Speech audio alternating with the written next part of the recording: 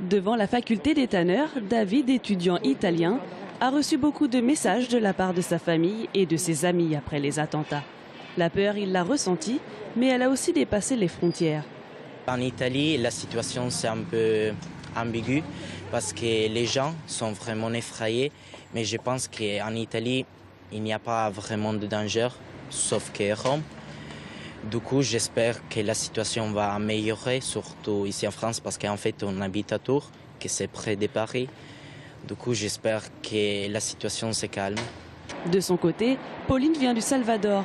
Elle est à Tours pour étudier les langues étrangères, mais confie avoir déjà fait face à la violence dans son pays. Là-bas, elle ne sort pas le soir et ne téléphone pas dans la rue par prudence. Alors les attentats de Paris sont pour elle un choc.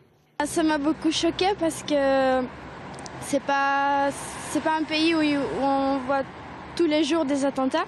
Moi, dans mon pays, par exemple, on voit 50 morts par jour et on fait rien.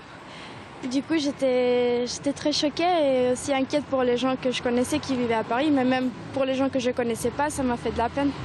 Le service universitaire de médecine préventive et de promotion de la santé aide ceux qui sont les plus touchés moralement. Infirmiers et psychologues sont à disposition des étudiants pour les épauler. On a eu beaucoup d'appels effectivement depuis lundi à ce titre-là. Donc voilà pour l'instant comment on répond aux demandes. L'objectif c'est vraiment de pouvoir accéder à leurs besoins, leur donner une réponse rapide et adaptée parce qu'effectivement c'est des circonstances particulières.